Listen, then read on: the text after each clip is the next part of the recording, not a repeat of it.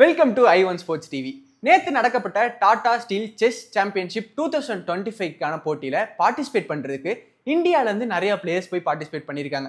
ஆனால் இந்தியாவை ரெப்ரசன்ட் பண்ணி விளையாண்ட 2 முக்கியமான பிளேயர்ஸுக்கு மேட்ச் நடந்திருக்கு. யார் யாருக்குன்னு தெரியுமா? குகேஷுக்கும் பிரக்யா ஆனந்துக்கும் மேட்ச் நடந்திருக்கு.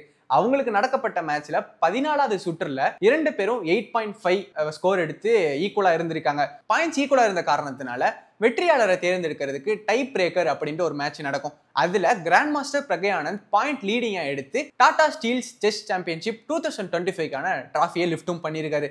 அண்ட் நேற்று இந்த செஸ் மேட்சை பற்றி எல்லாருமே சுவாரஸ்யமாக பேசிட்டு இருந்த தருணத்தில் நேற்று வந்து நம்ம ஸ்போர்ட்ஸ் லவர்ஸுக்கு கேட்ட உடனே சந்தோஷப்படுற மாதிரி ஒரு நியூஸ் வந்துச்சு.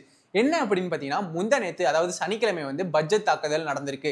அந்த பட்ஜெட் தாக்குதலில் ஸ்போர்ட்ஸுக்கு வந்து 350 crores வந்து ஒதுக்கியிருக்காங்க. அண்ட் முக்கியமாக கேலோ இந்தியாவுக்கு தான் வந்து அதிகமான ஷேர்ஸ் வந்து பட்ஜெட் தாக்குதலில் ஒதுக்கியிருக்காங்க அப்படின்ட்டு கூறப்படுறாங்க. இந்த நியூஸ் கேட்குறப்ப ஸ்போர்ட்ஸ் லவர்ஸ்க்குலாம் வந்து உண்மையிலே ரொம்பவே சந்தோஷமாக இருக்குது. அண்ட் கேலோ இந்தியாவை பற்றி தெரிஞ்சுக்கணும் அப்படின்னா கீழே கமெண்ட் பண்ணுங்க. ஃபுல் டீட்டெயில்டான வீடியோவும் கண்டிப்பாக வரும். இப்போ ரீசெண்டாக நடந்து முடிக்கப்பட்ட 5 days T20 சீரிஸ் மேட்ச்சில் நம்ம இந்தியா டீமுக்கும் இங்கிலாந்து டீமுக்கும் மேட்ச் நடந்துச்சு அப்படின்ட்டு எல்லாத்துக்குமே தெரியும். அந்த 5 மேட்ச்சில் நம்ம இந்தியா டீம் வந்து 4 மேட்சஸ் வின் பண்ணியிருக்காங்க.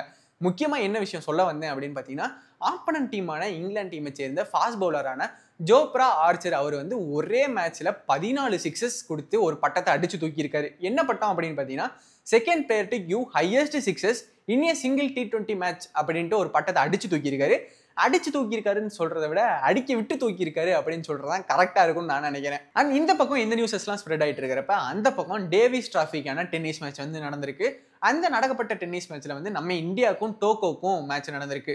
அண்ட் இந்த மேட்சஸ்ல வந்து நம்ம இந்தியன் டீம் தான் வந்து வின் பண்ணியிருக்காங்க. போத் சிங்கிள்ஸ் அண்ட் டபுள்ஸ்ல வந்து மிகப்பெரிய டிஃபரன்ஸ்ல இந்தியன் டீம் வந்து வின் பண்ணியிருக்கு.